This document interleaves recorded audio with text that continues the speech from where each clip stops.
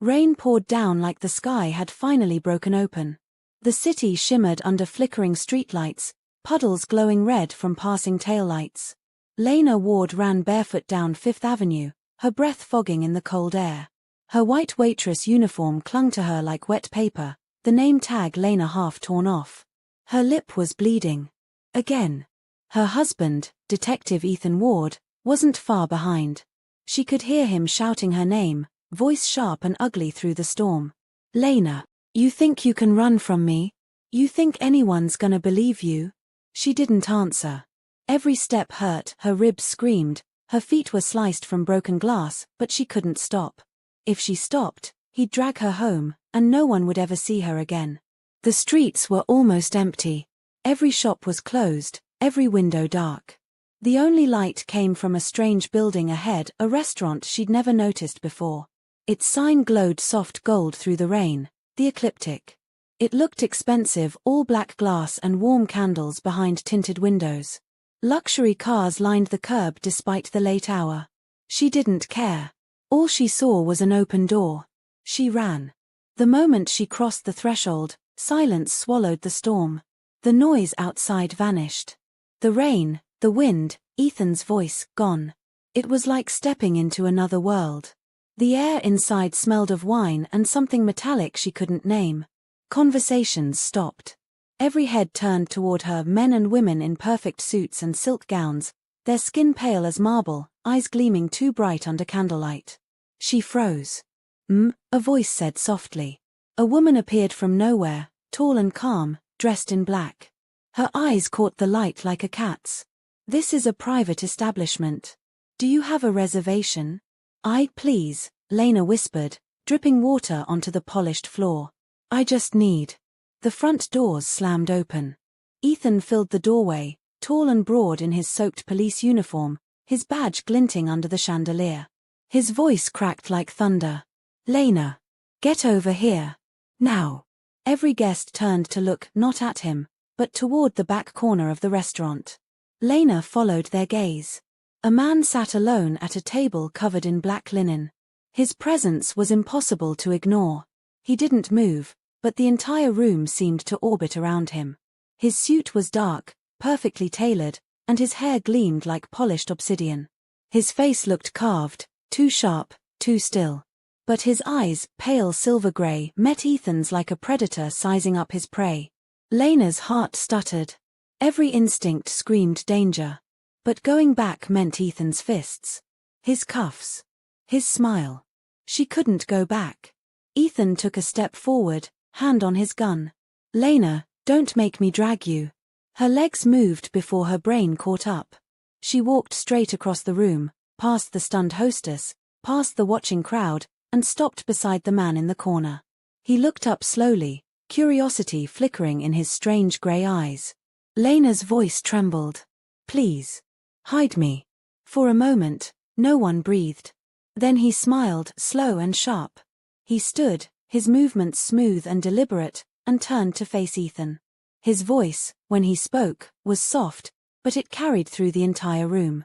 "Officer," he said, his accent old and elegant. "You're causing a disturbance." Ethan blinked. "She's my wife. She's drunk, confused, she doesn't belong here. She's sitting at my table," the man said calmly. "Of her own will. That makes her my guest." Ethan's jaw tightened. "I don't care who the hell you are, buddy. She's coming with me." The man tilted his head slightly. "No," he said. "She isn't." "What did you just say?" "I said," the man repeated, his voice like velvet over steel, "I invoke sanctuary." The word hit the room like a shockwave. Glasses rattled. A woman gasped. Someone whispered, "He can't, not for a human." Ethan froze, confusion flashing across his face. "The hell does that mean?" The man smiled faintly. "Ancient law, officer. You've stepped into a domain you don't understand." He placed one hand gently on the back of Lena's chair. "This woman is under my protection. From this moment forward, no harm will come to her while she sits under my roof." Ethan's face turned red. "You can't." "I can," the man said quietly. "And I have."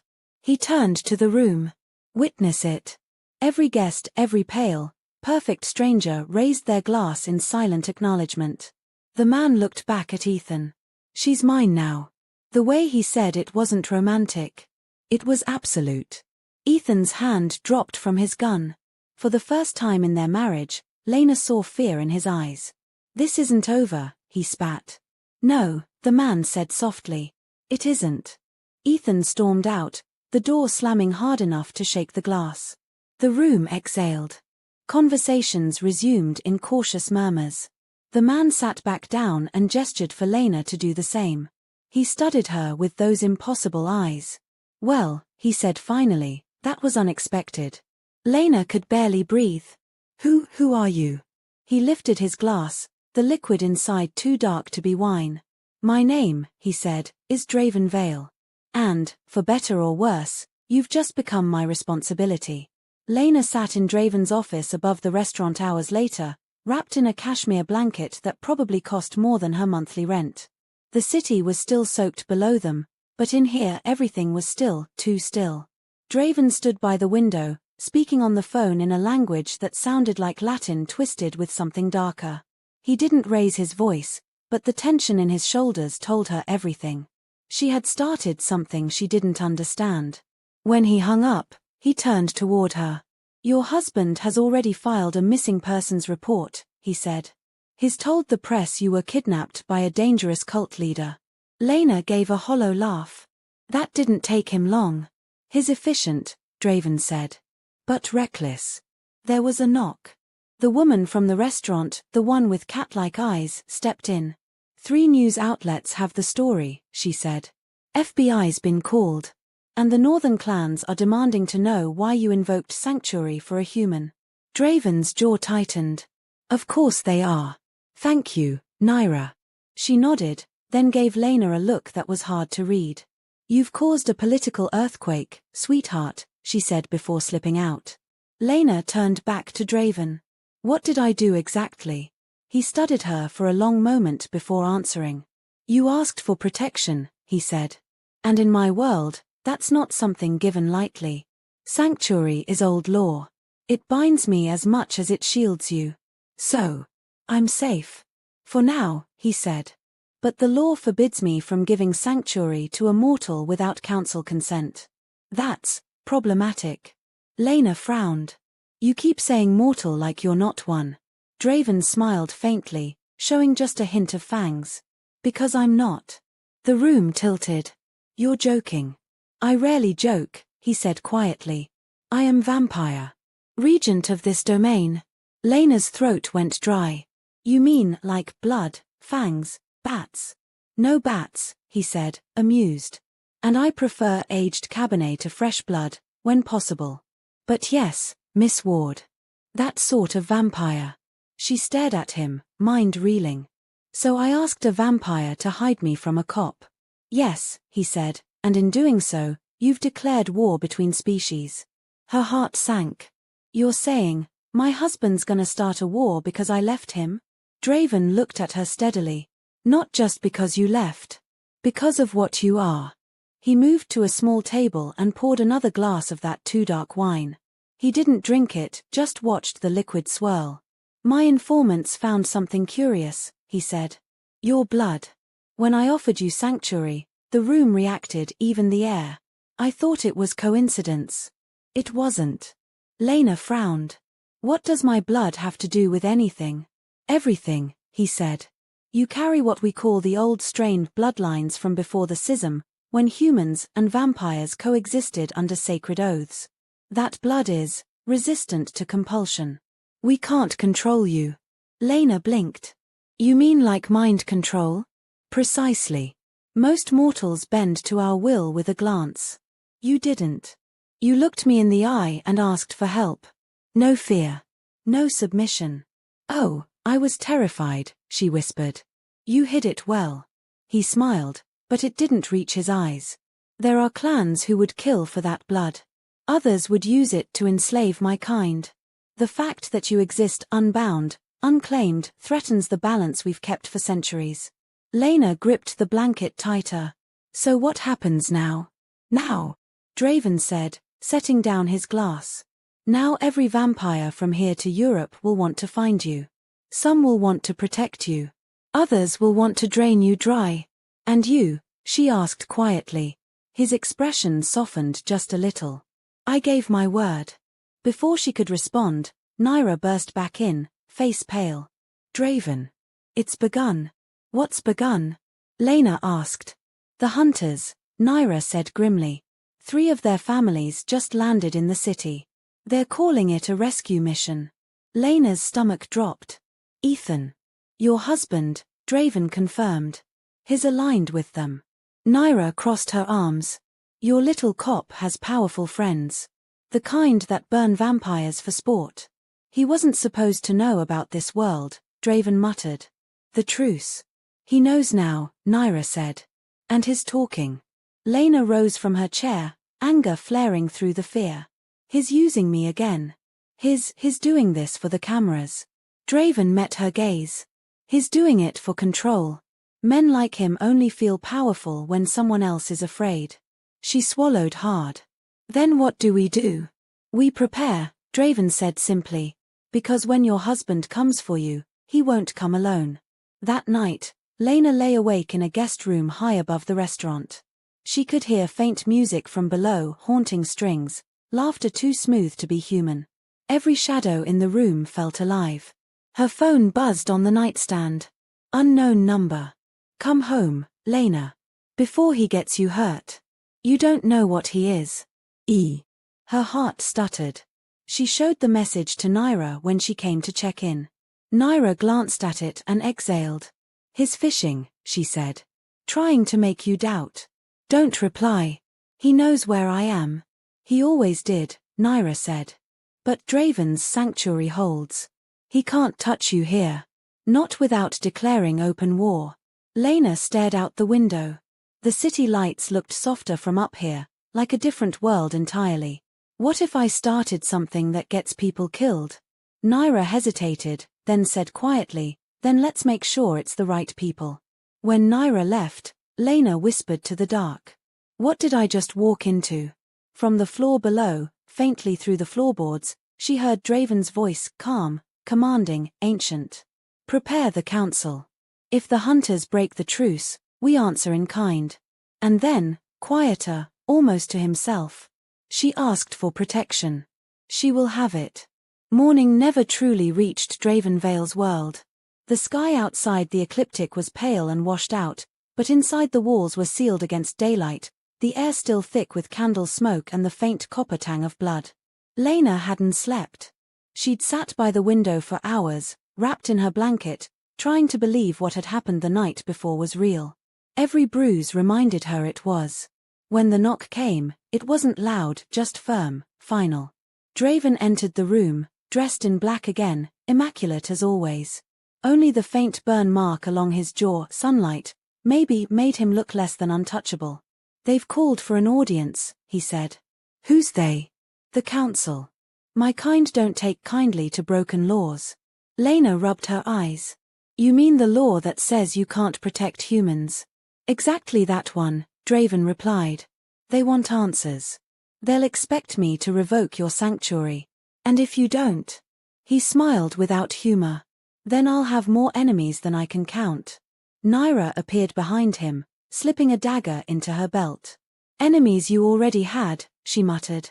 The Blackthorn clan's been waiting for a reason to move against you. You just handed them one. Draven gave her a warning look. That will be all, Naira. When she left, he turned back to Lena. The council meets tonight, underground. You'll come with me.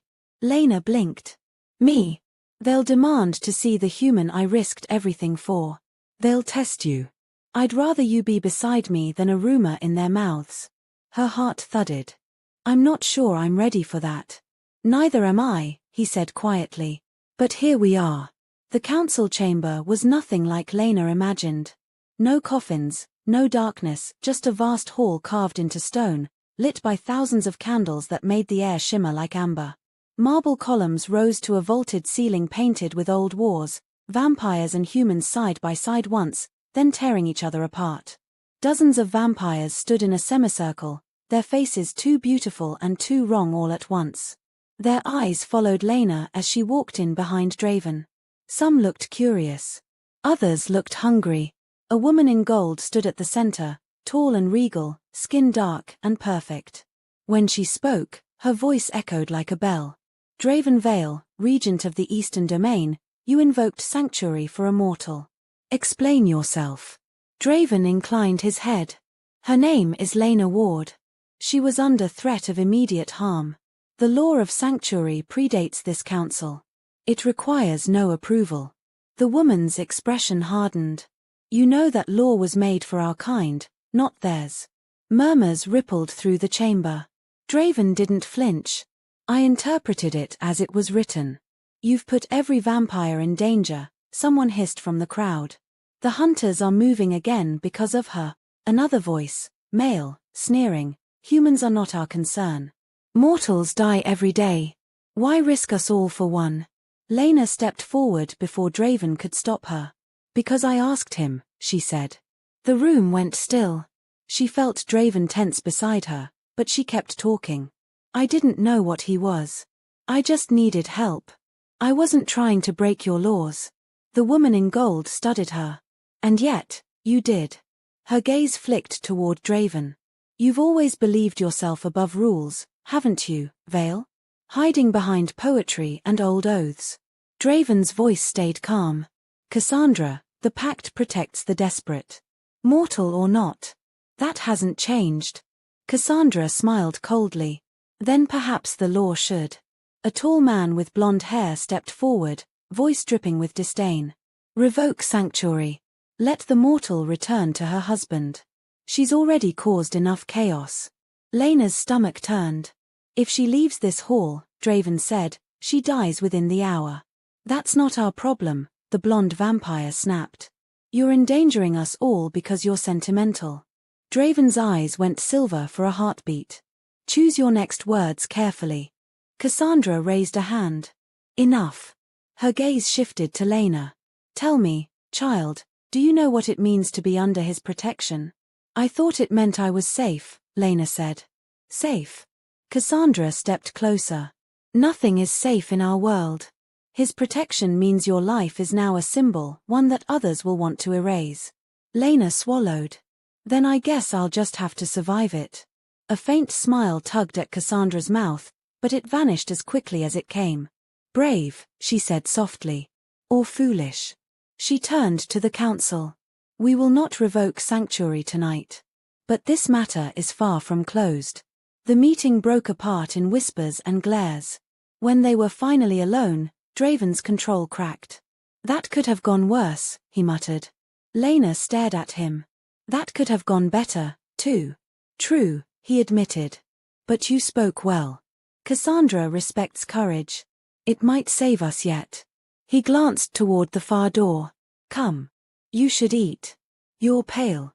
She managed a shaky laugh. You should see yourself. He almost smiled. I haven't looked human in centuries. Back upstairs, Naira was waiting, phone in hand, her face drawn tight. Draven, we've got a problem. Only one? Marcus Ward held another press conference. He's not calling you a cult anymore. Now you're a trafficker. He's got the FBI crawling through your shell companies. Draven swore softly in a language Lena didn't recognize. Naira didn't stop. And it's not just humans. Victor Blackthorn's people are making noise too. They say you've weakened the line, that you should step down. Draven looked toward Lena. Blackthorn won't stop until he finds leverage. Naira frowned. You think he already has? Draven's gaze didn't leave Lena. I think he's about to. The next morning, the entire city was watching Ethan Ward. Every news channel played the same clip, a tearful husband standing in front of flashing cameras, claiming his wife had been kidnapped by a dangerous organization led by a man named Draven Vale. She's terrified, Ethan said, voice cracking perfectly on cue. They've brainwashed her. Please, if anyone knows where she is, help me bring her home. He held up a picture, Lena smiling, months ago. Then another, her face bruised, taken right after one of his beatings. He'd framed it as proof that she was injured while trying to escape. Lena watched from the sofa in Draven's study, her hands shaking. His good, she whispered bitterly. Naira turned off the TV. His dangerous. He's spinning a story people want to believe, a hero cop saving his wife from monsters. Draven stood by the window, unreadable. He's not entirely lying, he said. There are monsters here. They just don't wear uniforms. Lena gave a hollow laugh. And I married one. Draven finally turned. Marcus Ward isn't working alone anymore. The Blackthorn clan wants me discredited. The hunters want me dead. He's the perfect puppet for both. Naira nodded. And Victor Blackthorn's been feeding him information, addresses, records, everything. He's building a legal trap. If Draven moves in public, humans will arrest him. If he stays hidden, vampires will call him weak. Lena looked between them. So what do we do? Draven's silver eyes met hers. We endure. Until I can shift the board again. Hours later, Naira burst into the room, eyes wide. We've got movement. Hunters hit one of our safe houses in Queens. Draven stiffened. Casualties. 3, she said quietly. All daylight attacks.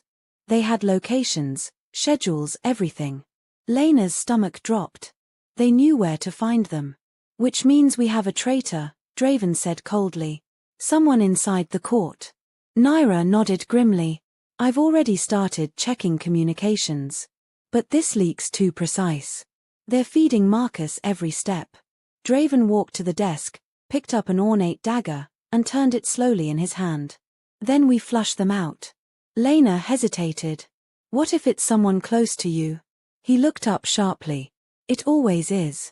That night, the ecliptic felt like a fortress. Guards, vampires dressed in human clothes, patrolled the entrances. The air buzzed with tension. Lena sat in the back room, helping Naira organize supplies. It was strange how normal it felt, counting blood bags, sorting labeled vials, listening to soft classical music through the speakers. What happens if they come here? Lena asked quietly. Then Draven kills them, Naira said simply. Just like that. Just like that. He doesn't bluff, Lena. Ever. Before Lena could reply, the front windows exploded.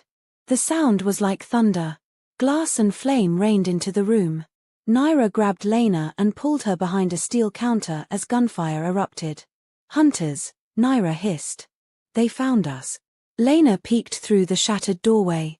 Figures in black tactical gear flooded the restaurant, rifles loaded with wooden bullets.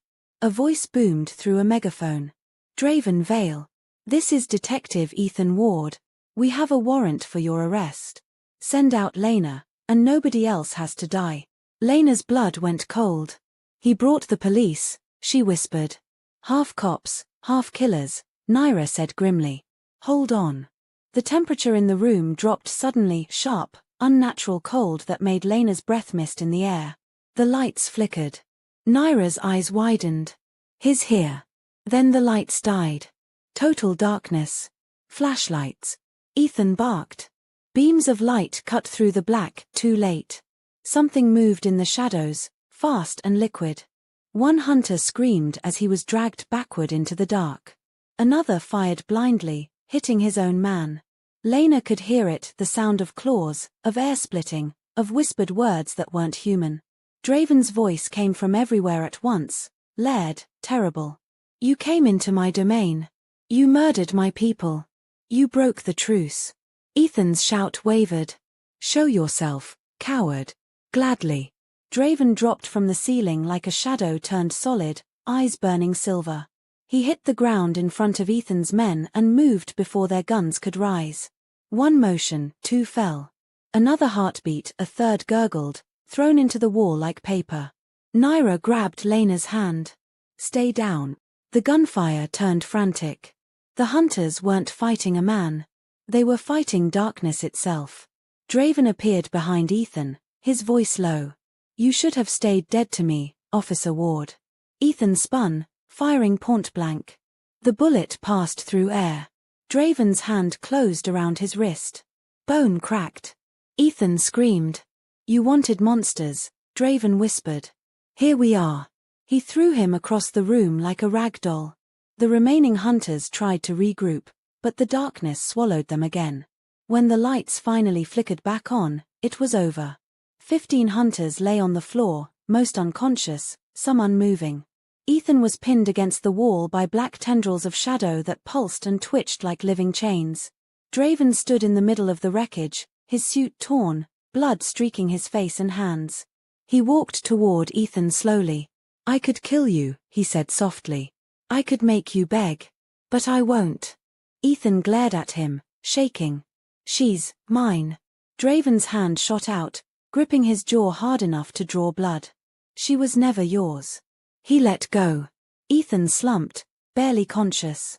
Draven turned to the surviving hunters. "Take your wounded. Tell your masters this." The vampire regent showed restraint tonight. But that mercy has limits. They scrambled to obey, dragging bodies toward the shattered door. When they were gone, the silence returned, heavy, broken only by the sound of glass crunching under boots. Lena stepped out from behind the counter. "Draven." He looked at her, and for the first time she saw pain behind the power. His right hand was blackened and smoking, burned by one of their weapons. "You're hurt," she said. "I'll heal," he murmured. "They won't." Naira came up beside them, scanning the room. "We sent a message tonight." Draven nodded. "Yes. But the war's only begun." He turned to Lena, his silver eyes dimming with exhaustion. "When I invoked sanctuary, I promised you safety. I failed 3 of my own tonight. I won't fail you again." She reached for him without thinking. "You didn't fail me." For a moment, the ancient predator just looked at her, and in that moment, he seemed almost human. Outside, sirens wailed again, far away this time. Inside, the vampire king and the mortal woman stood among broken glass and blood, both realizing the same truth. There was no going back. The sun rose unseen behind thick clouds, but the city still hummed as if nothing had happened. Inside the ecliptic, every window was covered in black glass, the smell of smoke and iron still hanging in the air. The shattered dining room had been cleaned, but the place felt haunted. Lena sat in Draven's private office with Naira, trying not to stare at the burn that still marked Draven's right hand. He kept the injured fingers hidden under a leather glove, though smoke still sometimes curled faintly from the seams. He'd said it didn't hurt. She didn't believe him. Naira had brought coffee. She drank hers black and fast. Lena cradled hers, still trying to feel normal. "You're thinking too loud," Naira said. "I'm thinking about the men who died last night. They came to kill us. Don't waste guilt on killers." Lena frowned. "Doesn't make it easier." The door opened. Draven stepped in, every inch of him the king again, immaculate black suit, silver cufflinks, cold composure. "Lena," he said, "we need to talk about what you are." Her stomach knotted. "That sounds ominous." "It is." He placed a slim folder on the desk. Inside were medical papers, blood charts, symbols she didn't understand. "After the attack, I had your blood analyzed. My suspicions were correct." "Which are?" He looked directly at her. "You're not just human. You carry the bloodline of the Wardens, the humans who forged the first peace between our species 5 centuries ago." Lena blinked. "You mean my ancestors made deals with vampires?" "Not deals, laws. They created the pact.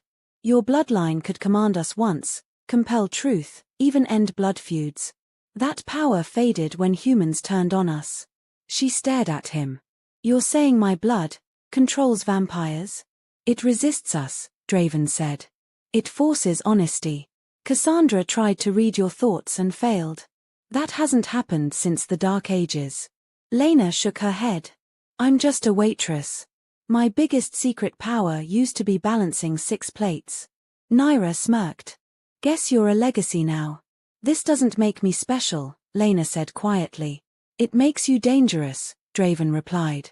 "Every faction that knows will want you, for power or for destruction." She set the folder aside. "Then maybe you shouldn't have tested me." Draven's tone softened. "I needed to know what I'm protecting. And now I do." He turned to Naira. "Lock down every access point. Double the guards. No one enters or leaves without my permission." Naira nodded. "Understood." When she was gone, Lena spoke again. You said my blood could make people tell the truth. Does that work on you? Draven's mouth curved slightly. You could try. She met his eyes. Why are you really helping me? For the first time, his mask slipped. The silence between them felt alive. Because, he said finally, I saw you run into a room full of monsters and ask one of them for mercy. And you didn't flinch when I told you what I was. He leaned closer, voice low. No one has looked at me without fear in 4 centuries. Until you. Her pulse jumped. That's not a reason. It's the only honest one I have. Before she could answer, the lights flickered. An alarm blared somewhere below. Draven's composure vanished. They're here. Hunters again? No, he said grimly. The council. They descended into the hidden chamber beneath the ecliptic. The air was heavy with power and incense.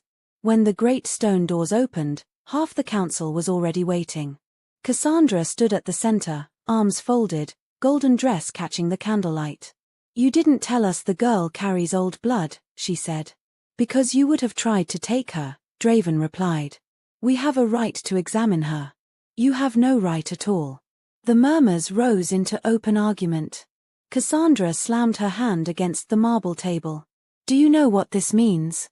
The old blood could restore our fading lines. We've lost hundreds of pure vampires to decay, madness, her blood could stop it. Draven's eyes flashed. You would drain her like livestock.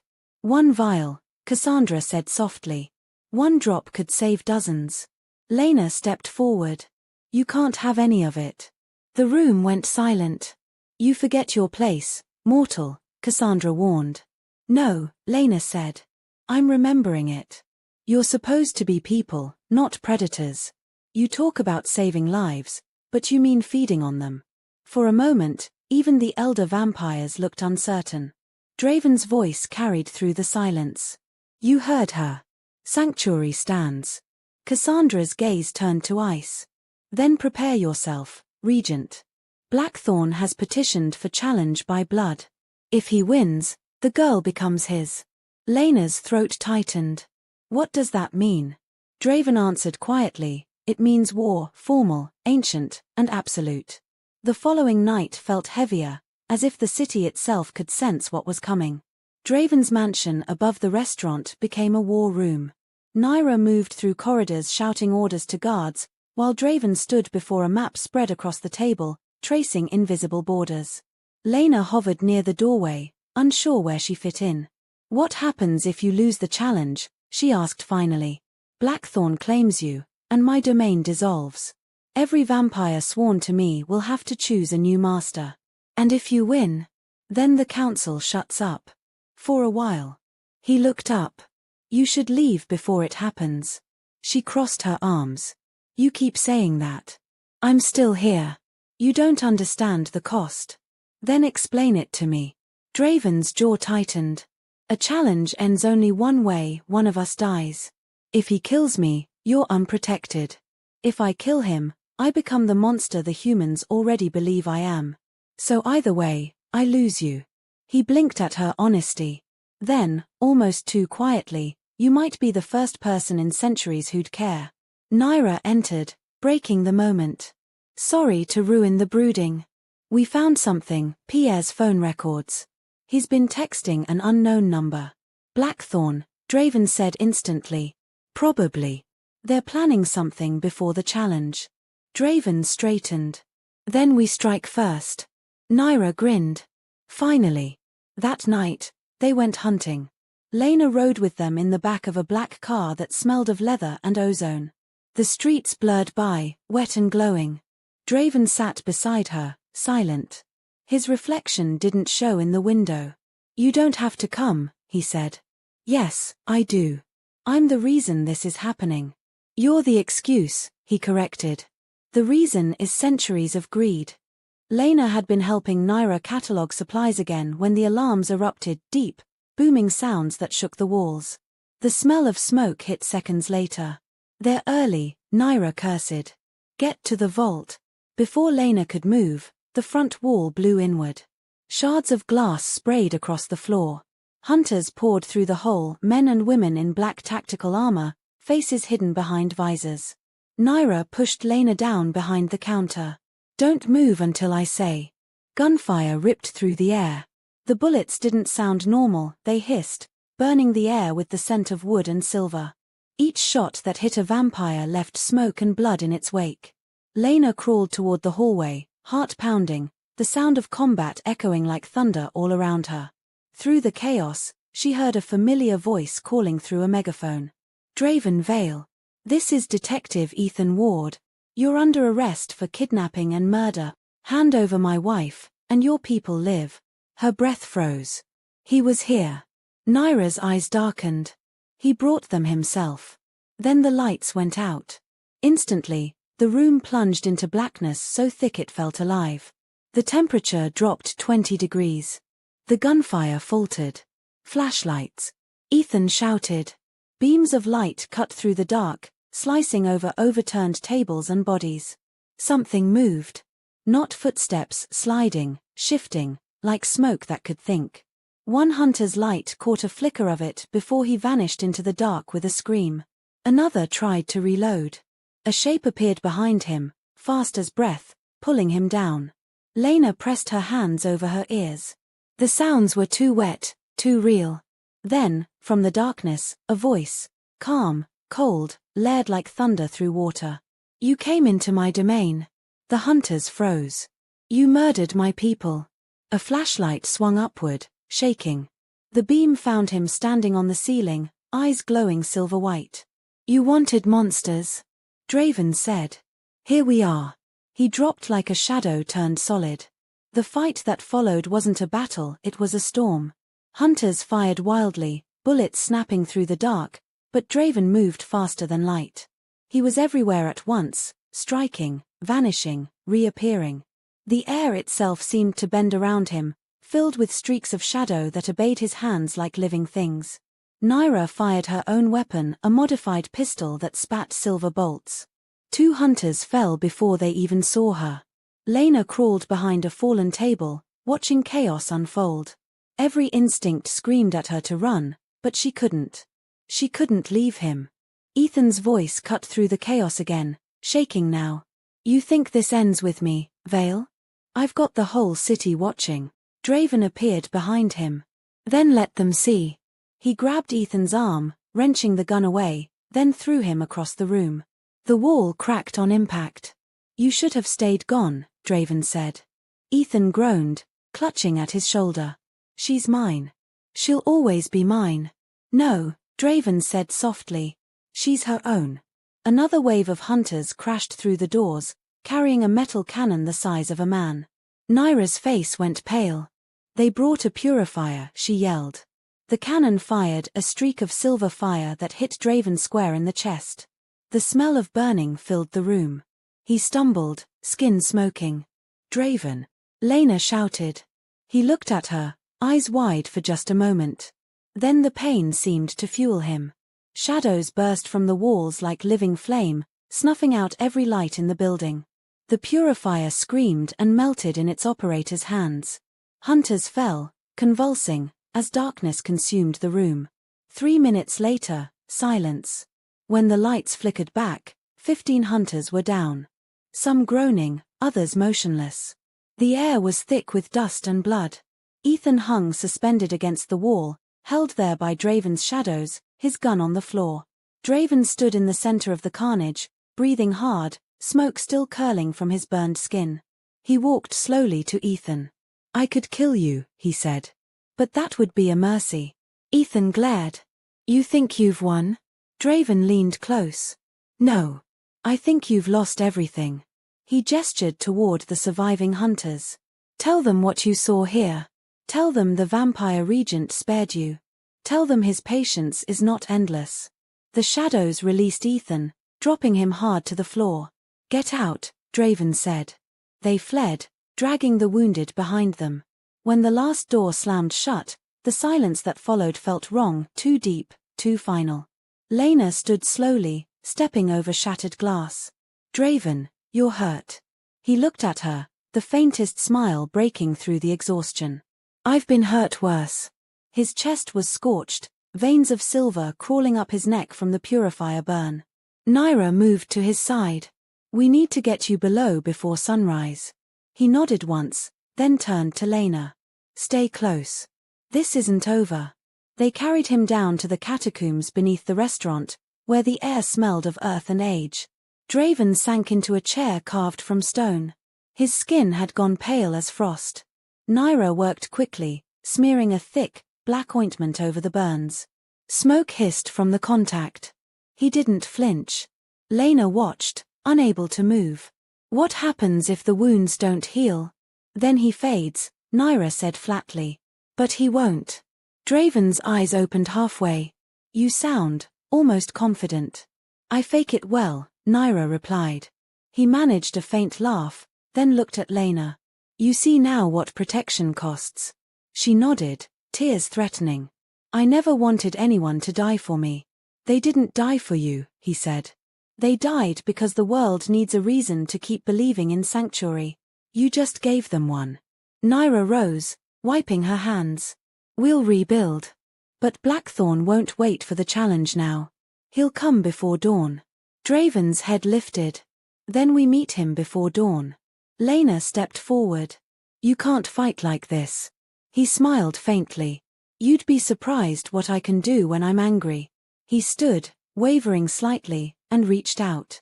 His hand was still smoking, the glove half burned away, but he laid it gently on her shoulder. "Rest while you can," he said. "Tomorrow, we finish this." She caught his wrist. "Draven. Don't die for me." "I don't intend to die," he murmured. "I intend to win." Then he turned away, shadows gathering around him again like armor. Above them, the city slept uneasily, unaware that war was already unfolding beneath its streets. And as Lena finally closed her eyes, she heard his voice echo once more through the dark. "When the sun falls tomorrow, the world changes." The next night came like a promise and a threat. Rain slicked the city streets, and thunder growled far off, but the real storm was underground, where the ancient vampire court gathered beneath the ecliptic for the challenge by blood. Every vampire domain had sent a witness. Cloaks whispered, jewels glimmered faintly in the dim light. The scent of blood and incense hung thick in the air. Lena stood beside Naira at the edge of the stone arena. Her hands trembled despite herself. Across the circle, Victor Blackthorn stepped into the light. He was everything Draven wasn't, golden-haired, smiling like a saint, dressed in immaculate white. But his eyes were hollow. Cold. His presence carried the kind of calm that meant violence was coming. "Draven Vale," Victor said smoothly. "I stand before this council to demand what is owed. You broke our law, gave sanctuary to a mortal, and hid her for your own pleasure. For this, I claim right of challenge." Draven's voice was quiet but clear. "And I accept." Victor's gaze slid toward Lena, his smile curving. "All this, for a fragile little human. You've fallen far, old friend." "At least I still know what loyalty means," Draven replied. The crowd murmured as the council leader, Cassandra, stepped forward, her golden eyes cold. "Let it be done under old law. Blood for blood. Death for victory. The girl's fate shall belong to the victor."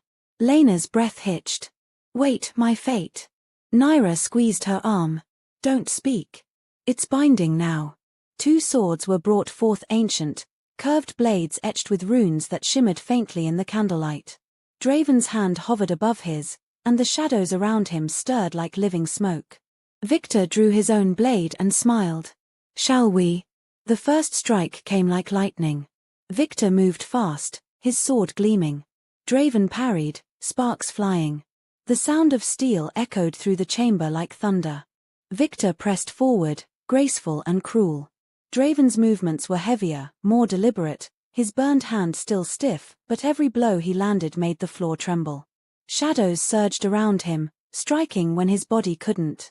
Lena watched, frozen, heart hammering in her chest. Naira whispered, "He's buying time.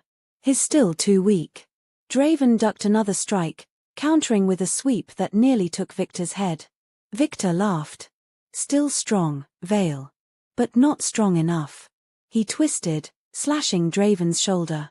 Black blood splattered across the floor. The scent hit the air, ancient, rich, terrifying. Lena took a step forward, but Naira stopped her. Don't. He'll lose focus. Victor lunged again, sword raised for the killing blow. But Draven's eyes flared silver white.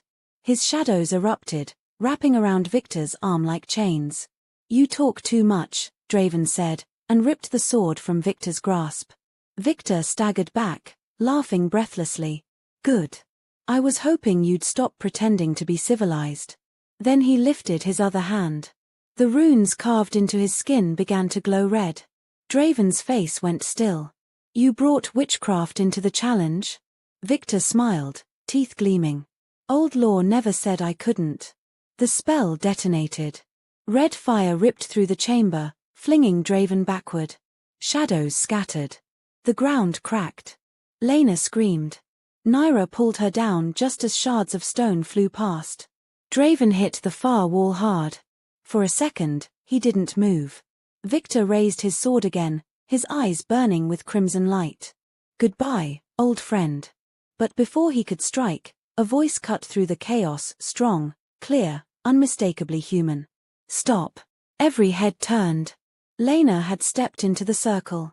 Enough, she said, her voice shaking but loud enough to echo. This isn't justice, it's cruelty. Victor sneered. You have no place here, girl. I have every place here, she shouted. You're fighting over me like I'm property. But I'm not a prize. I'm the one whose blood you're killing each other for, and I say this fight ends now. Cassandra's eyes narrowed. You dare interrupt ancient law? Lena's hand lifted, blood smeared across her palm from a cut she'd gotten during the explosion. You said my blood is the old blood, right? Then maybe the old laws still listen to it. The air changed. Every candle flickered. Every vampire froze, their senses tightening like drawn wire. The blood on Lena's palm glowed faintly gold. The glow spread, pulsing through the cracks in the floor, running along the runes carved into the stone. Victor stumbled back. What are you? Lena didn't know. She only knew it felt like something inside her had woken up. No more death, she said. No more war. The light flared once more, then vanished. When it faded, Victor's sword shattered in his hand. Draven stood again, his wounds gone, his eyes shining brighter than ever. He looked at her like she'd done the impossible. Lena, he said quietly, you just invoked the first law. Victor snarled. Tricks. Nothing but tricks. He lunged again, but Draven was faster this time. Shadows coiled around his blade, turning it black as night. This is for every oath you broke, Draven whispered. One strike. It was over. Victor fell to his knees, blood dark against his pale chest. His eyes were wide with disbelief. You think you've won, he gasped. But she's just the beginning. Then he collapsed, lifeless, his blood spreading across the ancient stone. The hall went silent. Cassandra's voice, low and unsteady, broke it. The challenge is concluded. The regent of the East stands victorious. But her eyes stayed on Lena.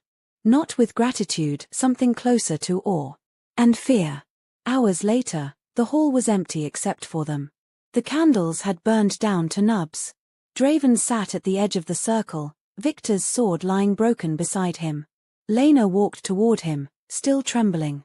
You should be resting, she said. You should be far away, he replied softly. She sat beside him anyway. That's not happening.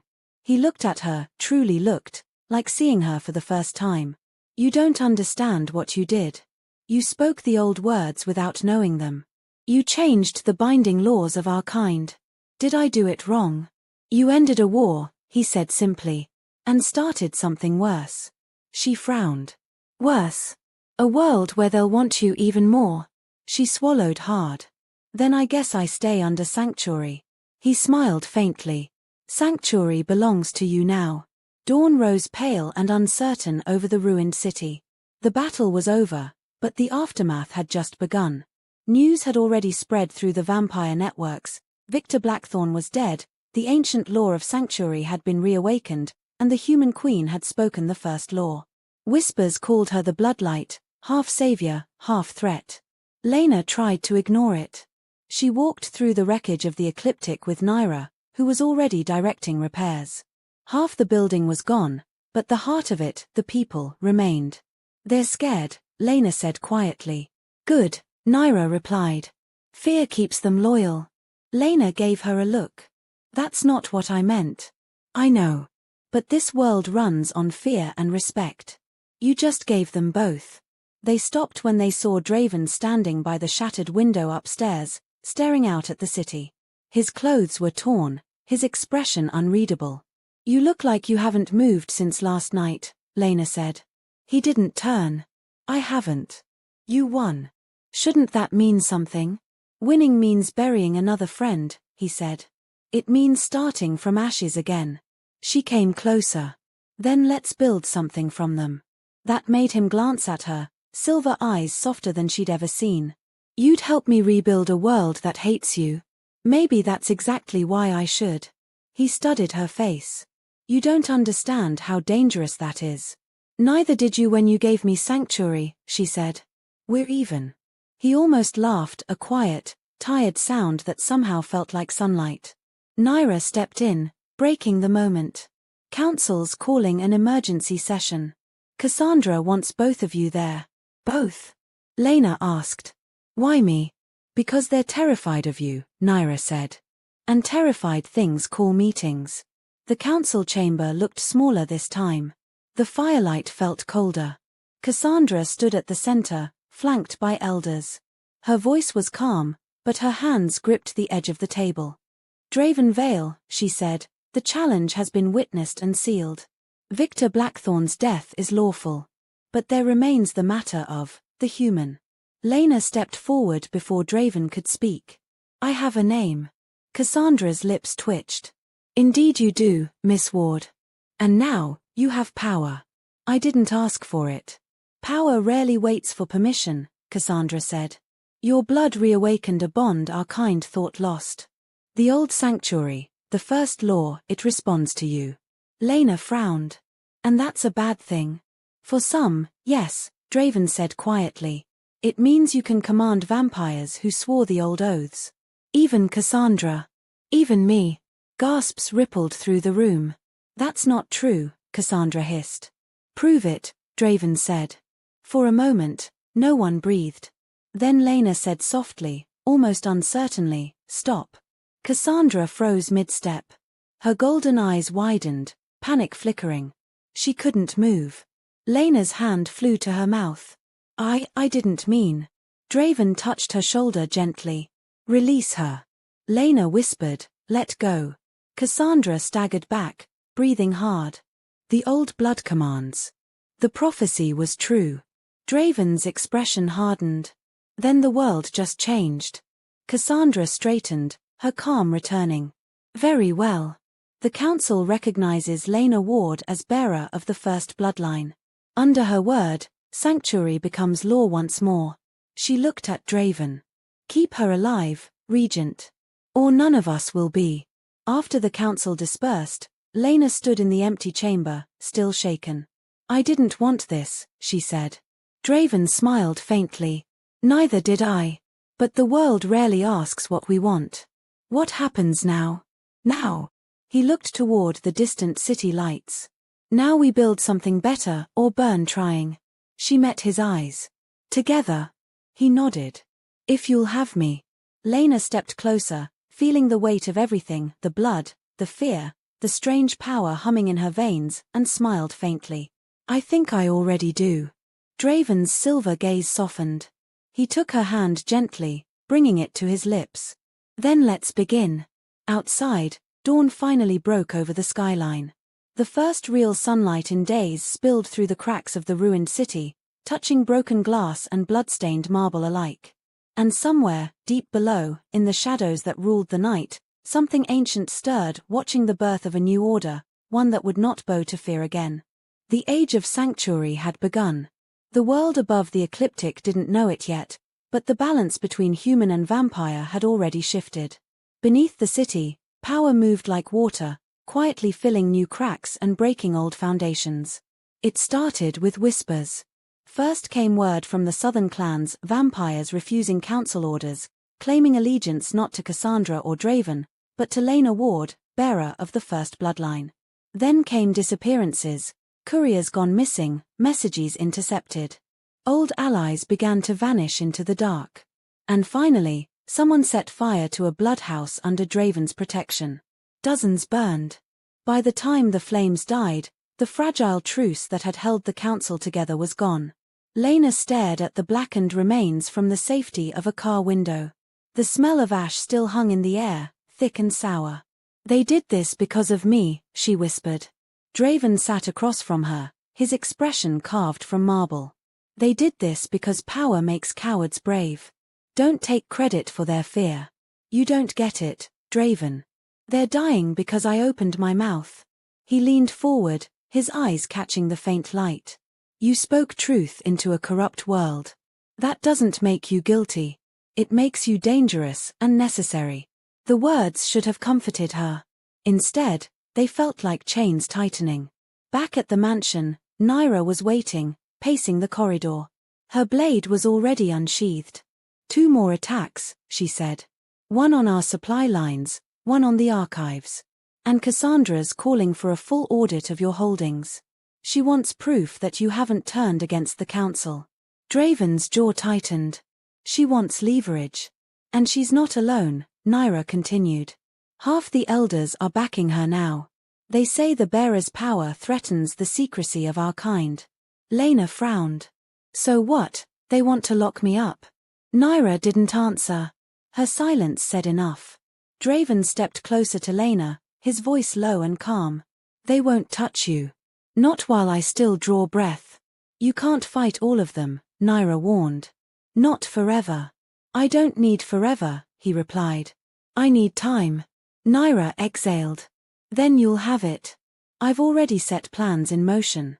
Draven raised an eyebrow. "What plans?" She hesitated. "The kind you don't want to know about yet." He gave her a long, dark look, but didn't press.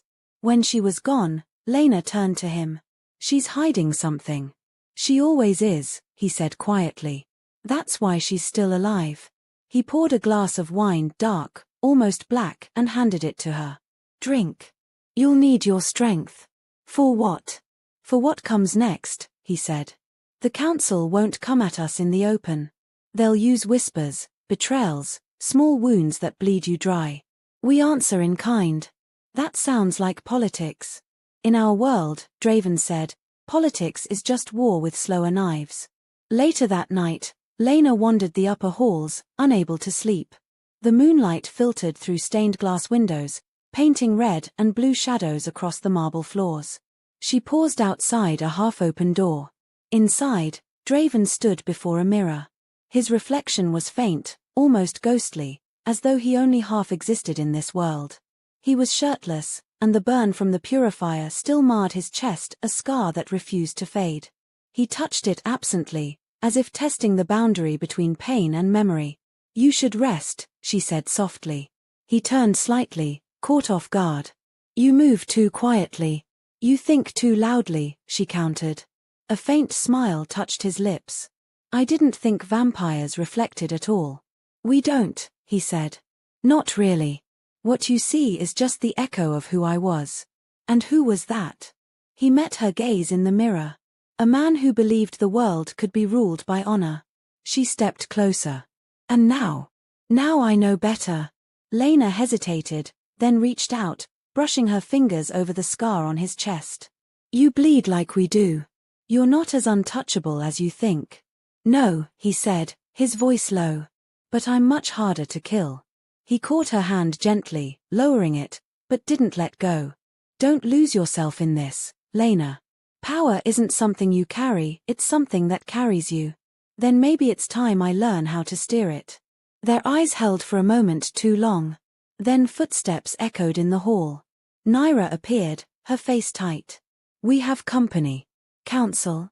Draven asked. "Worse," she said. "Hunters. 3 of them. Human, armed, and wearing holy seals." Draven's expression turned cold. "How did they get through the wards?"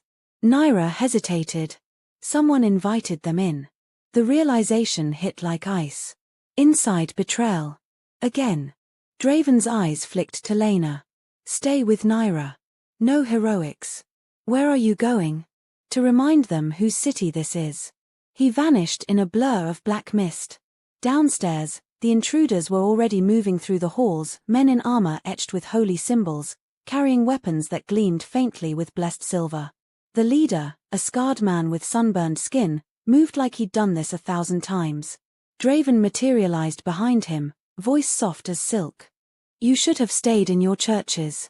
The hunter spun, blade flashing, but Draven caught it mid-swing. The metal hissed against his palm but didn't cut. His shadows surged, pinning the man against the wall.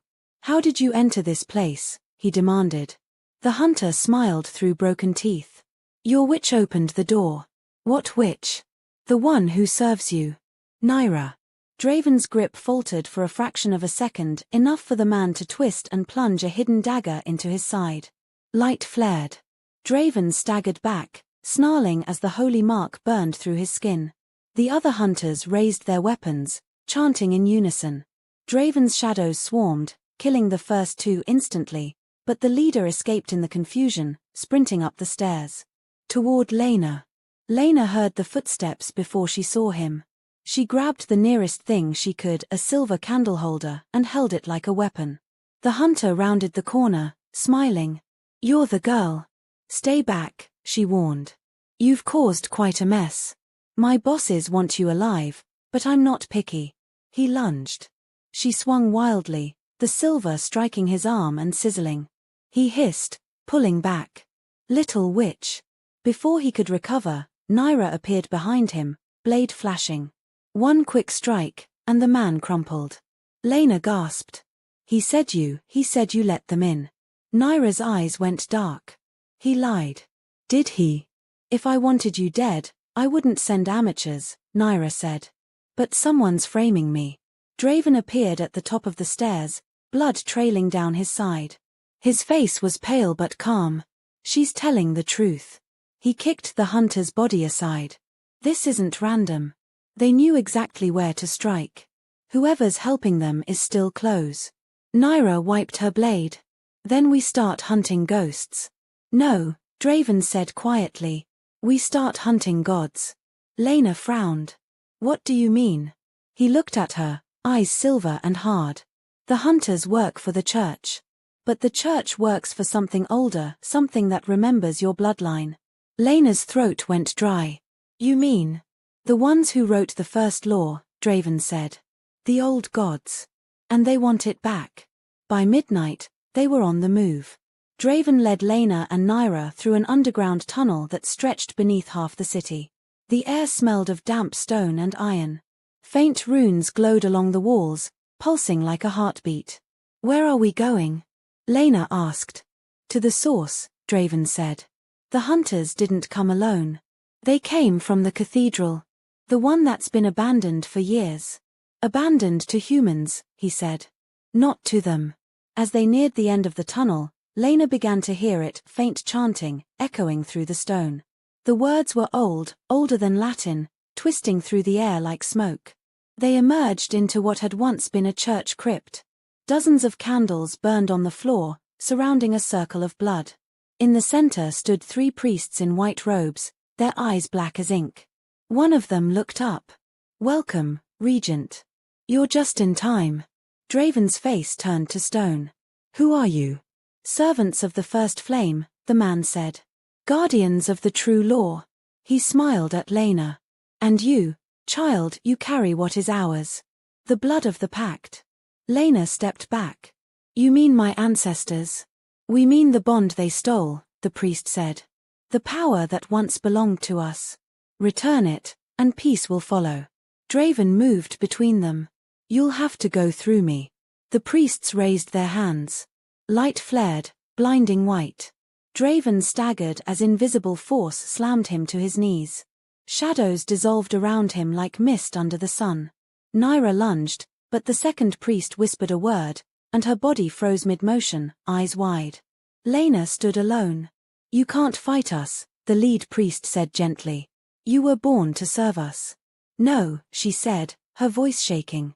I was born to stop monsters like you. She lifted her hand, the same one that had glowed during the challenge.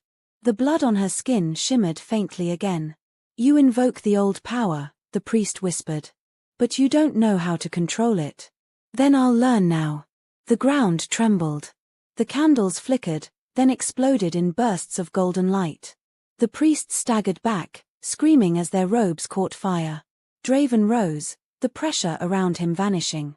His eyes burned silver again. Now, he said. He moved faster than the light, cutting through the first priest in a blur. The second fell to Naira's blade as she broke free from the spell. The third tried to run, but Lena's voice stopped him cold. Stay. He froze mid-step, his body rigid. She walked closer, her voice low. Tell me who sent you. The Vatican, he gasped. They found the prophecy.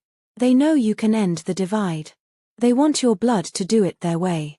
Their way, she echoed. By ending both races, he whispered. Then Draven's shadow struck, and the man was gone. Lena stared at the ashes, her heart racing. They want to wipe out vampires and humans. Draven nodded grimly. To start the world again, pure. They think your blood can burn both sides clean. Naira spat. Religious zealots playing God. Perfect. Lena looked down at her trembling hands. They won't stop, will they? No, Draven said quietly. And neither will we. He touched her cheek, his thumb wiping away a streak of soot. You wanted to change the world. Now you will. And if I fail? Then there won't be a world left to fail. They left the burning crypt behind, smoke curling into the night. Above, the church bell began to toll, though no living hand touched it. As they vanished back into the tunnels, the flames reflected in Lena's eyes, and for the first time she didn't look like the frightened waitress who had stumbled into a vampire's den. She looked like something else entirely, something new. And the world, both human and immortal, was about to learn what the first bloodline could truly do. The fire at the cathedral had burned all night. By morning, half the city whispered about the explosion that left the old district sealed off by the police and military. To the world above, it was a gas leak. To the world below, it was a declaration. The church had shown its hand. The hunters were no longer the only threat. The Vatican's shadow army, the Order of the First Flame, had returned to purge what it saw as corruption. And Lena Ward was now their holy target. Inside the ecliptic, smoke and candlelight danced across cracked marble. The survivors worked in silence, repairing what they could. Naira barked orders, sharp and relentless. Draven stood apart, speaking softly to one of his messengers, the burn on his side now a faint scar. Lena sat on the grand stairs, feeling the weight of 100 eyes that weren't human. Vampires who had once ignored her now watched her like pilgrims at a shrine. She hated it. They're looking for guidance, Naira said, appearing beside her with a blood-stained rag over her shoulder. You should say something. Lena shook her head. I'm not their leader. Tell that to them, Naira said. You lit up half the city last night. You melted priests. That makes you legend now. It makes me a target. Same thing, usually. Draven approached then, his presence quiet but commanding. She's right. They won't listen to me anymore, not the way they used to. They listened to you. I didn't ask for that. Neither did I when I became regent, he said softly. Power doesn't care what you want, Lena. It only cares what you do. She met his eyes. Then what do you want me to do? He turned toward the hall where his people waited. Remind them what we're fighting for. They gathered in the main chamber that evening. Every clan under Draven's banner filled the room, faces pale, hungry, uncertain. Candles burned in hundreds, dripping wax like blood. Draven stood at Lena's side as she faced them. You all know who I am, she began, her voice echoing. You know what I carry. You call it a gift, a curse, a prophecy, but I didn't ask for any of it. The murmuring quieted. She took a breath. The church wants to kill me to erase what I am. The council wants to control me to keep things the same. I say no to both. A few heads lifted. You think I'm human.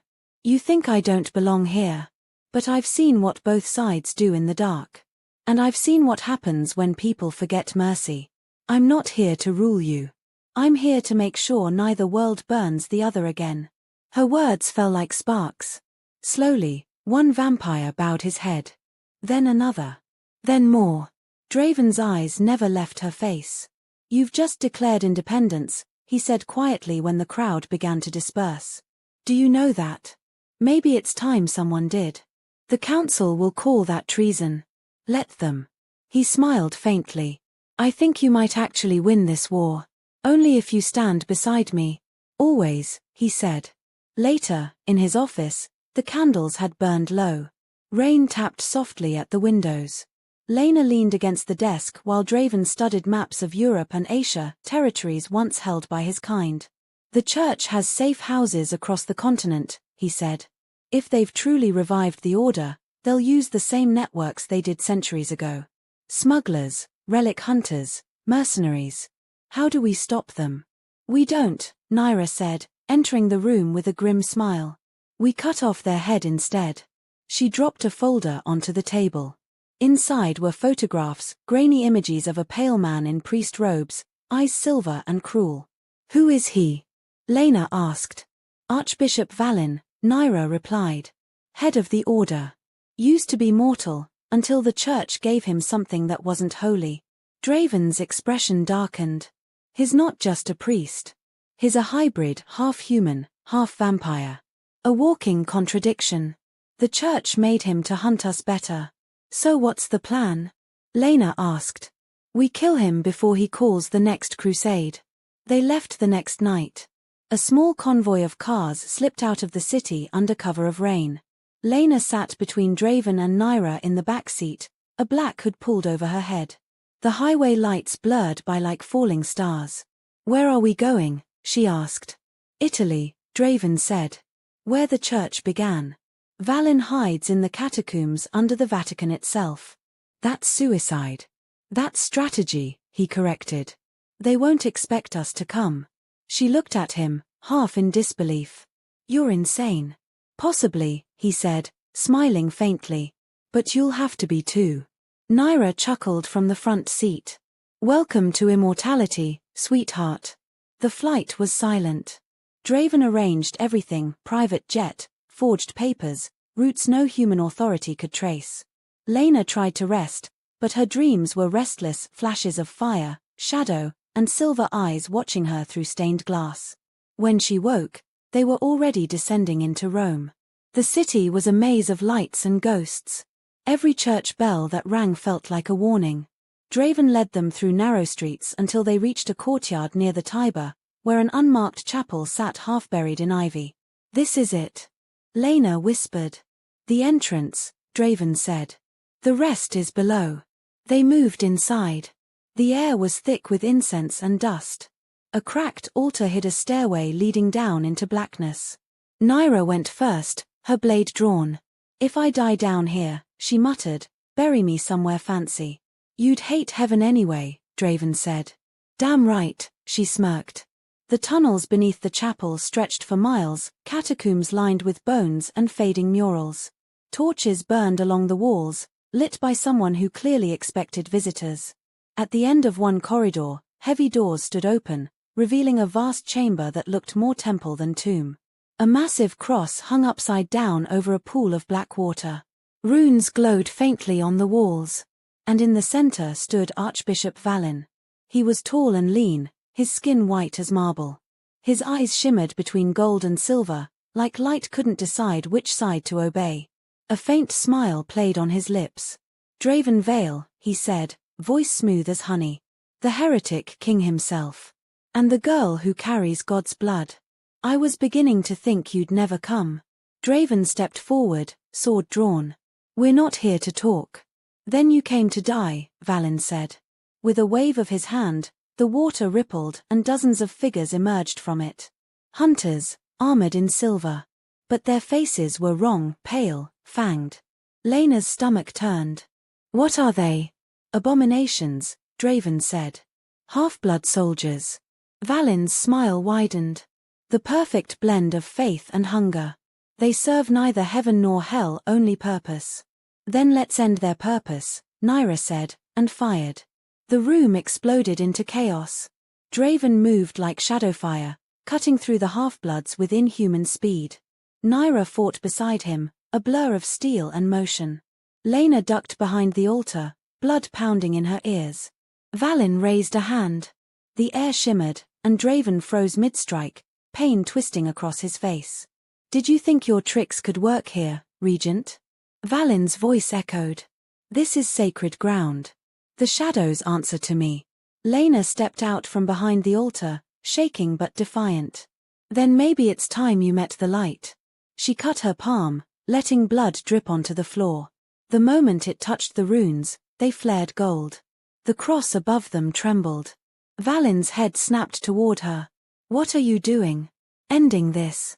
The golden light spread through the room, burning away the darkness. The half-bloods screamed as their flesh turned to ash. Valin staggered back, shielding his face. Draven broke free, lunging forward, blade slicing through the archbishop's chest. Valin stumbled but didn't fall.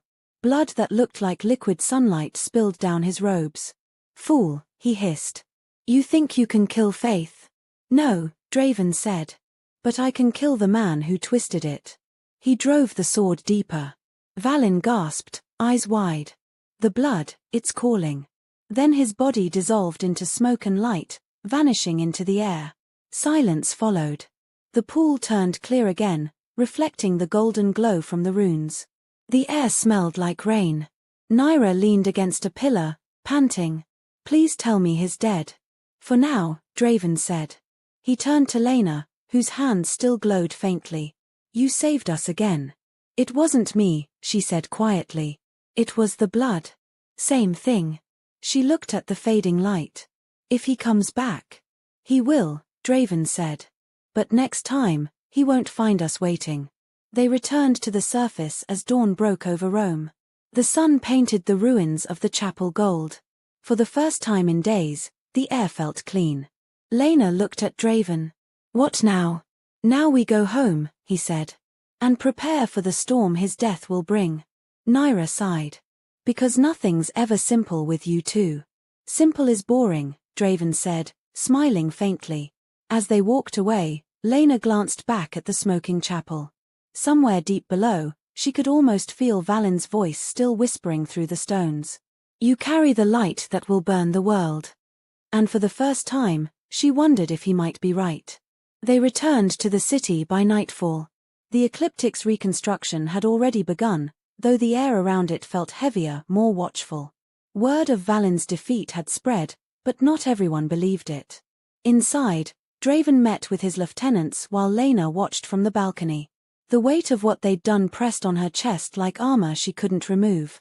Naira joined her, sipping something that smelled like blood and whiskey. "You did good," she said. "It doesn't feel like it." "That's how you know it mattered." Below, Draven ended the meeting and climbed the stairs toward them. "They're restless," he said. "Half of them want to go to war. The rest want to worship her." "Tell them to do neither," Lena said. "I don't need worship. I need peace." He smiled faintly. "Peace is harder than war." "Then teach me how to fight for it." He looked at her for a long moment, then nodded. "Tomorrow, training begins." "Training," she echoed. "You think I can fight?" "You already have," he said. "But you need to control what you are. The light, the blood, the command, it all comes from will. And if I can't control it, then it controls you," Naira said. "And trust me, none of us want that." That night, the dreams came again. Lena stood in a field of ash, surrounded by burning crosses. The sky was black, and from it poured thousands of white-eyed figures, half vampire, half human, chanting her name. At the center stood Valin, alive again, smiling. "You can't kill faith," he said. "You can only inherit it." When she woke, Draven was already there, hand on her shoulder. "Another vision?" "He's not gone," she said. "He's gathering strength somewhere." "Then we'll be ready," Draven said. "The world won't end on his terms." She looked at him. "You talk like someone who's lost hope before." "I have," he admitted. "And then you ran into my restaurant and asked for sanctuary." She smiled faintly. "Guess that worked out." "Not for my furniture," he said, smiling back. For a moment, the world outside the window didn't seem so doomed. But far away, across oceans and time zones, deep under a monastery built into the Pyrenees Mountains, light flickered again. A hand, pale, long-fingered, rose from a pool of black water. Valin's voice whispered through the darkness. The bearer of blood thinks she has power. Let her build her kingdom. When she finishes, I will burn it to the ground. Morning came, pale and cold. The ecliptic's rebuilt tower glittered faintly under the grey sky, its sharp spires piercing the mist like a crown of glass. Inside, the air hummed with restrained energy. Every vampire in Draven's domain could feel it, the shift that had begun the moment Lena Ward spoke the first law. Lena stood barefoot in the training chamber beneath the mansion. Candles burned in concentric circles around her, their flames swaying though there was no wind. The floor beneath her was etched with runes, protective, reactive, ancient. Draven stood opposite her, dressed in black as always, a sword hanging loosely from one hand. "Close your eyes," he said. She obeyed. "Now tell me what you feel." "Everything," she said quietly. "The air, the candles, the blood. Focus on one thing." She took a breath, steadying her pulse. "You." He smiled faintly. "Flattering. But wrong. You're focusing on me as a man, not as a force. My kind exist between worlds. Sense the shadow, not the flesh." Lena frowned, struggling. The air grew denser, and when she opened her eyes, his form had blurred at the edges, like smoke in sunlight. "Better," he murmured. "Now make it move." She lifted her hand. The circle of runes responded, glowing faintly gold. A gust of unseen energy rippled outward, snuffing half the candles. Draven nodded. "Good.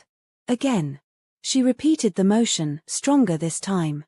The energy hit the far wall and cracked the stone. Lena's breath came fast. "Did I just?" "You did." He stepped forward, inspecting the damage. "You command the balance between shadow and flame. That's your lineage's gift. And the cost?" "Every gift has one," Draven said. "Yours burns through life itself.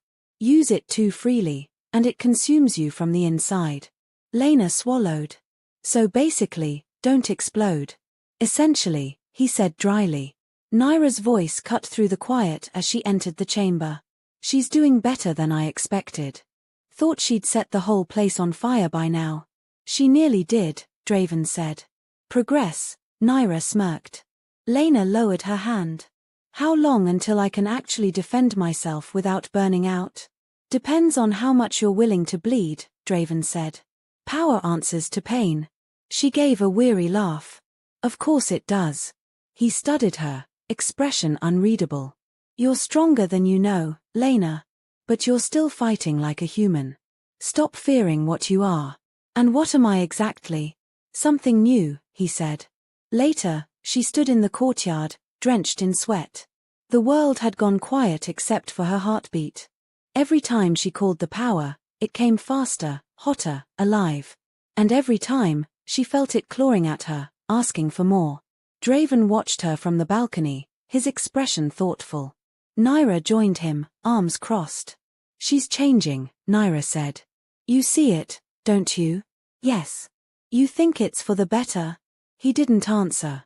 His gaze stayed fixed on Lena. "That depends on which side she chooses when the time comes." "You think she'll turn on us?" "I think she's still deciding what us means," Draven said quietly. That night, Lena dreamt again. She was standing in the ruins of the old cathedral.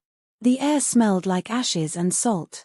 The burned cross hung above her, glowing faintly. From the shadows, a voice whispered, "You think you can change what was written? You're only the spark, not the flame." Valin stepped from the darkness, whole again, his eyes burning gold. "You killed a vessel, not the faith." "I am every prayer whispered in fear." Lena backed away. "You're dead." "Death is obedience," he said. "You gave me purpose again." His hand brushed her cheek. She felt cold, empty, endless.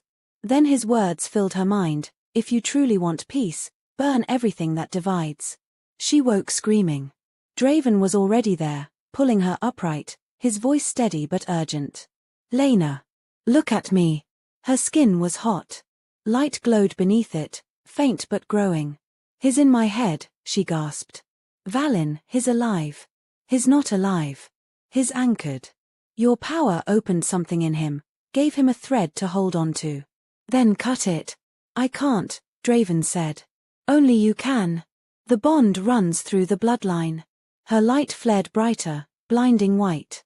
The runes on the walls ignited in answer. Draven shielded his face, shouting over the roar, "Control it. Don't let him feed from you." She forced her breathing to slow, imagined drawing the light back into herself. Slowly, painfully, it dimmed. The chamber fell silent. When she looked up, Draven's gloves had burned through. His hands were raw from the heat. "You should have stepped back," she said hoarsely. "And let you burn alone." He smiled faintly. "Not my style." "He's coming, Draven. I saw him." "Then we'll meet him halfway," he said. "Next time, you won't run. You'll face him." 3 nights later, every major vampire clan sent emissaries to the ecliptic. The great hall was filled with power, faces old as kingdoms, eyes like polished glass. Draven stood at the head of the table, Lena beside him. Naira lingered nearby, one hand always near her blade. The air buzzed with tension. "You've all heard the rumors," Draven began. "The church has revived the Order of the First Flame. They've declared war on both species. Their leader, Valin, seeks to purge the bloodlines, ours and humanity's alike." One elder hissed softly. "You expect us to believe a human priest survived annihilation? Believe what you want," Naira snapped. "We saw him burn and rise again. He's not mortal anymore." "And whose fault is that?" another voice asked. All eyes turned to Lena. "The girl meddled with powers older than our kind. She broke the seal." Draven's gaze sharpened. "Watch your tone. She's the reason we're at war," the elder insisted. "The reason hunters breach our homes. You protect her, but she's a weapon you can't control." Lena stepped forward before Draven could answer. "You're right," she said. "I can't control it. Yet. But neither can you. The difference is I'm trying to use it to save us, not destroy us." Her words rippled through the room. Even the boldest elders fell silent. Draven allowed a hint of pride in his smile. "You heard her. The bearer will lead the defense." Gasps filled the hall. "A human leading vampires?" "Not human," Draven said coldly. "Not anymore." Cassandra rose from the far end of the table, golden eyes calm. "I opposed her once. I won't again."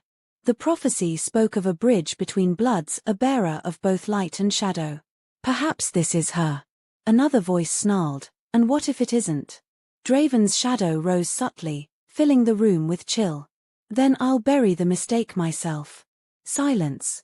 Cassandra nodded. "Then it's decided. The regent commands the armies. The bearer speaks for the first law. We go to war." After the council dispersed, Lena leaned on the balcony overlooking the city.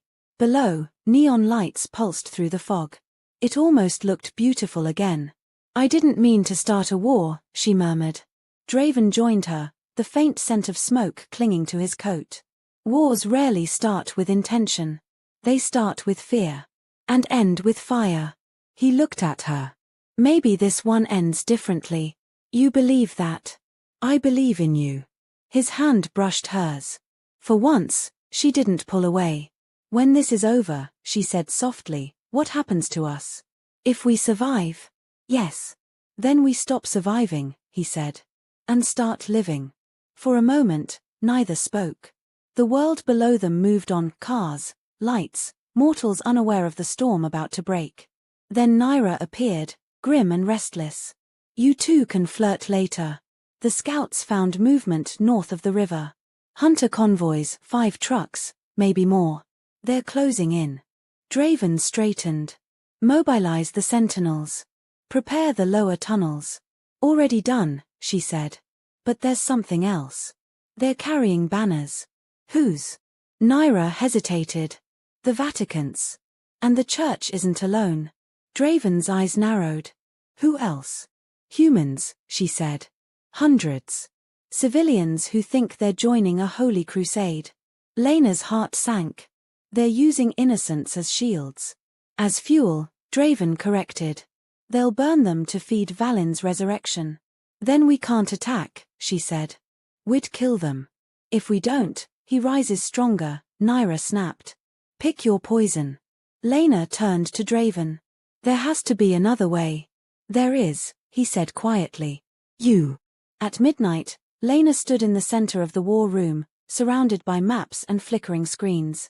She closed her eyes, tracing the path of her bloodline in her mind, the golden pulse that connected her to the first oath, the one that had bound vampires and humans before the fall. She whispered the words that came to her in dreams, "Let no innocent perish by my hand. Let no shadow rise unbidden." Her blood flared gold. The lights in the room flickered. Every vampire nearby felt the surge and fell to their knees instinctively. Nyra's voice trembled. What is she doing? Draven's eyes widened slightly. She's rewriting the law. Lena's voice grew stronger. By the first bond, I command balance. By the blood that unites and divides, I forbid the slaughter of the helpless. The glow burst outward, sweeping across the city. When it faded, Lena staggered. Draven caught her before she fell. You just disarmed every vampire in the district, he said softly. They can't harm humans unless attacked. Good, she whispered. That's the point. It's also suicide, Nyra said. You just made us merciful in a war. Lena's eyes opened, glowing faintly. Then we'll win with mercy. Draven looked at her, and for the first time in centuries, he felt something he'd forgotten, the taste of hope. Outside, far beyond the city, deep beneath a mountain cloaked in storm, Valin awoke. His body reformed from shadow and light, his voice echoing across the cavern. She rewrites the law, he said. Good. Let her. Every rewrite leaves cracks. He turned toward the darkness that surrounded him, thousands of pale eyes flickering in devotion. Gather the faithful, he commanded. The war of gods begins. And as thunder split the sky, the world trembled, caught between the light of one mortal's mercy and the hunger of an immortal's vengeance. The night before the siege, the city held its breath. Rain drizzled over rooftops and steel, soaking the neon signs that flickered across the skyline. The ecliptic had become something more than a sanctuary, it was now a fortress, a symbol, and the center of everything that both worlds feared and wanted. From the tower's upper balcony, Lena stared down at the city. The streets below glimmered with lights and distant sirens. Somewhere, far beyond the shadows, humans prayed for protection. Vampires prepared for war. Between them stood her, a mortal once forgotten, now bound to a destiny she never asked for. Draven joined her silently. He'd shed his coat for armor, dark and elegant, woven with runes that pulsed faintly like veins of light. His sword hung across his back, black steel that drank the glow around it. You feel it too? He asked quietly. The storm, she replied. No. The fear. He looked out across the city. Every creature in this place, mortal or immortal, is waiting for dawn. They all think it's the end of something. Maybe they're right. She turned to face him. You've fought wars before. What makes this one different? This one decides if we keep pretending that monsters and men are separate. He gave her a small, tired smile. You were right, you know. There are no sides anymore. Nyra entered from the corridor, her boots leaving trails of water on the marble. We're ready, she said. The hunters are massing at the riverfront. The church has deployed drones and fire teams. The Order's banners are everywhere. And Valin? Draven asked. Not seen yet, she said. But his lieutenants are leading the vanguard. They're using civilians as cover. Lena clenched her fists. We can't attack them. Too many innocents. Nyra's voice softened. You've already done your part, Lena. Your new law binds our claws. We'll defend, not destroy. And if mercy kills us, she asked. Then we die with our souls intact, Draven said. He reached for her hand, cold fingers brushing warm skin. Whatever happens tonight, you changed this world. Remember that. She tried to smile but couldn't. The air trembled with tension, the way the earth shakes before lightning. Outside, sirens began to wail. By midnight, the first shots were fired. Explosions rocked the far edge of the district. The sky lit up with tracer rounds and holy fire. Helicopters circled overhead, their spotlights cutting through the mist like judgment.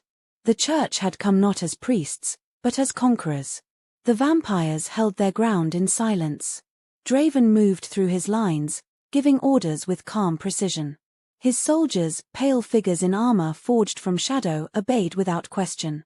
Naira led her own strike team through the tunnels beneath the city, setting traps of silver flame for any who dared breach the catacombs. Lena stood in the war room, surrounded by monitors showing live feeds from across the city. Every explosion echoed through her bones. "Come on, Draven," she whispered. "Stay alive." A soldier burst through the door, his face slick with blood. "They've breached the southern wall.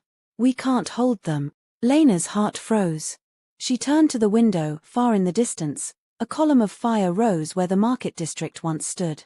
Then she saw it, a ripple of golden light across the smoke, like wings unfurling. Valin had arrived. Draven met him on the bridge that cut across the river. The world seemed to pause around them, thunder above, fire below, and the scent of rain and blood mixing in the air. Valin stood at the center of the bridge, robed in white and gold, his eyes burning with unnatural light. Behind him, the half-blood army waited, creatures torn between holiness and hunger. "You're late," Draven said. "I wanted the city to see its king before he fell," Valin replied. "You think this makes you a god?" "No. I think it makes me necessary." Valin spread his arms. "This world is diseased, Vale. You and your pet human have proven it. You broke the old walls. Now I'll burn what's left." "You talk too much," Draven said, and drew his blade. The bridge erupted into chaos. Draven moved like a shadow come alive, his sword cleaving through Valin's soldiers. Each swing left streaks of darkness across the rain. Valin countered with blinding bursts of holy fire, every strike humming with divine fury. When their blades met, the sound was thunder. Lena felt it from miles away, the shockwave rattled windows and cracked walls. She ran toward the roof, ignoring Naira's shouts to stay put. The city's skyline pulsed with light from the battle below. Through the smoke, she saw them, two figures locked in the storm. Light and dark, faith and shadow. And she knew what she had to do. Down in the catacombs, Naira's team fought desperately to keep the tunnels from collapsing. But something else stirred below, a sound, deep and rhythmic, like a heartbeat beneath the earth. "What is that?" one soldier shouted. Naira's eyes widened. "It's him. Valin's anchor." She realized too late what he'd done. Valin wasn't just fighting Draven, he was feeding on the battle itself, every death fueling his rebirth. She grabbed her radio. "Lena, do not touch the light. It's a trap." Static answered her. On the bridge, Draven staggered. His blade burned where Valin's fire had struck it. His armor smoked, runes dimming under divine heat. Valin smiled through the chaos. "Still you fight for them, the humans who hate you. The council that fears you." "For what?" "For her," Draven said. "Then she'll die with you." He raised his hand, light swelled, ready to consume everything. Then a voice cut through the storm. "Enough." Lena stood at the far end of the bridge, soaked and shaking, her blood glowing through torn sleeves. Her eyes burned with gold light that matched Valin's, only warmer. "This isn't faith," she said. "It's madness." "You don't understand," Valin snarled. "Your blood was made to cleanse. Then let it cleanse you." She lifted her hand. The light burst outward, not holy, not cursed, but something in between. It wrapped around Valin like liquid sunlight, searing his robes, breaking the symbols carved into his skin. He screamed, the sound was part roar, part prayer. Draven lunged, his sword piercing through the light and into Valin's chest. The world exploded. When the light faded, Valin was gone. Only ash remained, drifting down like snow. Draven fell to one knee, breathing hard. Lena ran to him, catching his arm. "You did it," she whispered. "No," he said. "We did." Behind them, the city burned, but slowly, the fires began to die. By morning, silence fell over the ruins. The church's army had scattered. The remaining vampires withdrew underground, wounded but alive. The humans who survived wandered the streets in disbelief, unsure who had saved them or who had condemned them. Lena stood atop the bridge where the battle had ended. The river below ran red with rain and blood, but the sky above was beginning to lighten, streaks of gold breaking through the clouds. Naira approached from behind, limping but grinning. "Well, we're not dead. That's something." "Barely," Lena said. "Valin's army's gone. The Vatican's pretending this never happened. But the world knows now, Lena. They saw you. You glowed like a damn sunrise." Lena smiled faintly. "Great. I've become a myth. Better a myth than a corpse," Naira said. "Come on. Draven's waiting." He was in the ruins of the ecliptic, standing where his throne used to be, nothing left but cracked marble and a single candle burning stubbornly in the center. He looked different now, tired, older somehow, but at peace. When he saw her, he smiled. "It's over," he said. "Is it?" she asked. "For now. Valin's gone, the order scattered. The council has agreed to the pact." "The pact?" "A new law," he said. "Humans and vampires coexist under sanctuary. No more hunting. No more hiding." She exhaled. "You actually did it." "You did," he corrected. "They listened to you, not me. And you'll keep them honest. Until my last night." She smiled softly. "Let's hope that's not soon." For a long time, they stood in silence, watching the first sunrise touch the ruined city. For once, the light didn't burn him. "You should rest," he said. "You've earned peace." "So have you." "Peace isn't for me," he said. "But maybe it is for you." "You're not leaving," she said, her voice firm. He smiled faintly. "Not unless you tell me to." "Then I'm telling you to stay." He stepped closer, brushed a strand of hair from her face, and kissed her forehead gently. "Then I will." Weeks passed. The city began to rebuild, humans and vampires side by side, uneasy but united. The council became a senate, guided not by bloodlines but by balance. The old laws were rewritten in gold and shadow alike. And in the heart of it all stood Lena, the bearer of the first bloodline, who refused every title offered to her. She called herself nothing more than Keeper. Draven remained her guardian, her equal, her shadow in daylight. Naira led the new peacekeepers, watching both sides with suspicion and loyalty. Yet some nights, when the city slept and the moon turned red, Lena could still hear faint whispers, a voice in the dark, ancient and patient. "Faith doesn't die. It waits."